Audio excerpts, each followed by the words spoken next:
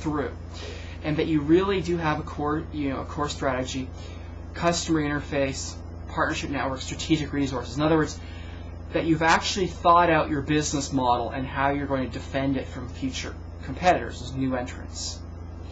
It's to force you to have goals to work towards. Right? And by having it written down, it's sort of saying, okay, you can go back from time to time, look at the plan, and then you can see whether you're actually achieving that. And of course, it helps internally by guiding management and employees for making decisions at the day-to-day running of the business. So it's very helpful internally, but it's also very helpful externally. One reason, of course, is for potential investors. They're going to want to, like venture capitalists, to sit down, take apart your business plans, take apart your pro forma statements, and so on. Another reason could be suppliers, right? Some businesses might not want to supply to you because they look at you, you're a new business, you have no track record, and they're not sure whether it's worth their time to work with you. Right? So maybe showing the potential suppliers that you're a really credible business and you have a solid plan, that they might be more willing to accommodate you. Okay. Partners, again, this is all those things we talked about previously in organizational feasibility. We're talking about things like could be pretty much basically the value chain stuff. Right, so do you want to outsource certain support activities to other suppliers? Right, so maybe if you're starting, let's say, a new business that's a restaurant, you could maybe, for instance, outsource the laundry services. You don't need to buy big laundry machines or something like this. Why would partners possibly want to read this? That would probably come more in the case of when you're considering things like consortia or joint ventures, so that the other company can really know sort of what they're getting involved in, and also so that you can read their business plan so you know what you're getting involved with, right? Because partnerships is sort of like marriage, so you want to know what you're getting in here. Full disclosure here. And finally, employees. Remember, you, as a new entrepreneur, you might not have any employees, but maybe you need to attract some people. So in other words, you're trying to poach away some really smart, talented people who already have jobs. So they might be reluctant to come work for you. So they're going to want to read the business plan and say, okay, this is a solid plan. This business is not going to go bankrupt in 6 months, or is less likely to. They might also want to see, about compensation, right? Like, am I going to get eventually a good exit strategy? So for instance, maybe the employee wants to see how much stock am I going to get to own in the company, so that if someday it goes public, I'll make a lot of capital gains, kind of thing. So what's my compensation? What's my job stability? It could also be just for the fact that the employees might like the exciting, sort of more dynamic, less structured world of entrepreneurship. So maybe they've had enough of all the corporate bureaucracy, and so they'll maybe be attracted for those type of reasons as well.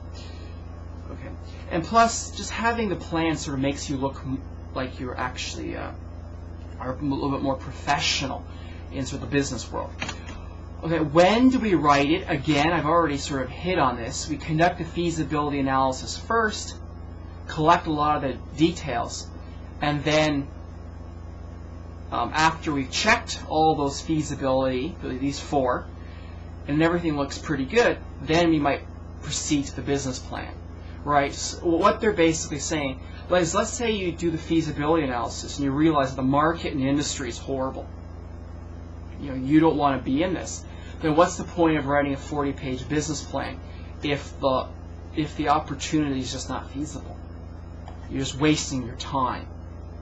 So that's part of the reason why we want to do these sort of checks first, so that we're not wasting our time writing a business plan that's never going to be implemented. Okay, so let's talk a little bit more about internal readers. So some of the internal readers I've listed here on this side. So the first column is the people, the potential readers, and then on the other side, the other column, have listed sort of some reasons as to why they would read. So founders and managers, they might be the same people, could be different people, right? You could have one person could be the founder of the company who could then go out and hire a manager. So they could be separate people. Why do they want to have a business plan to read? Well, it basically is to make sure they thought everything through. Basically, the idea here is to anticipate what might happen, to anticipate future trends, so that the business, is not just living for today, but is anticipating where the future is going, right? So, for instance, maybe this might tell them that we need to have more budget allocated to research and development or something, to develop new products, to capture the future trends. Rank and file employees, these are just like your workers. Again, you might want them to read it so that you can align their behavior with what the founders and management team wrote down in the business plan. So we're all sort of working on the same page, so to speak. Now, board of directors, remember, exists to protect the shareholders. So this involves or assumes that the entrepreneur has sold part ownership of the company to outsiders. Okay, that's one possibility, right? So you might have, maybe 10 people who own shares in this company, and so it's a closely held company, right? It doesn't necessarily at this point is not on a stock exchange, right? But that's okay. I mean, having your stock on a stock exchange is only one type of issuing shares. In this case, you have sort of like what amounts to almost like a private placement type deal, right? Just a few people own a whole bunch of shares. Nevertheless, these directors who are supposed to be representing the shareholders, or might even possibly be some of the shareholders who own a lot of shares, might get themselves elected. It basically, having a business plan allows them to benchmark the managers. Right, so the directors are up on top of this sort of hierarchy, and they can use the plan and say, well, wait a second, we said that it's written in this business plan that management is supposed to achieve X, Y, and Z.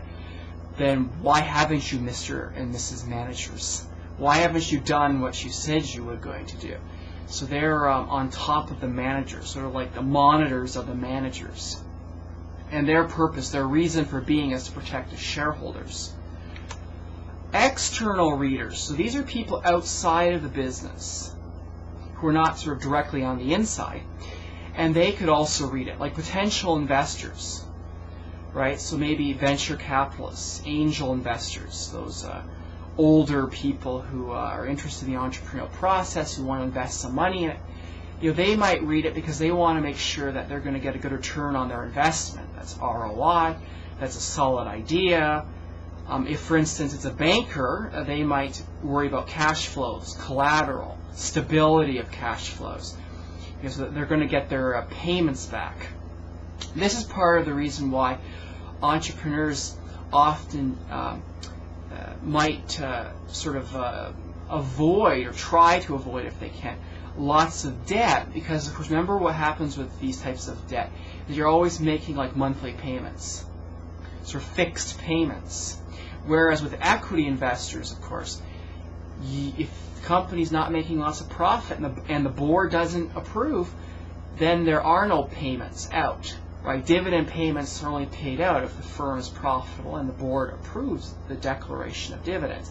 So it's not a forced, you got to pay every month. That's part of the problem with debt, is that it forces the company to always be making continuous payments, which of course the entrepreneur might or might not have. Again, for partners or customers, they might read it. Right? It helps overcome uncertainty. So you might, for instance, in the plan say, partner number 1 is responsible for this area of the business, partner number 2 is responsible for that area of the business. So we sort of have kind of written down who does what, and who has control over what, and who's allowed to bind the company by themselves, or do they have to go and ask all the other partners before making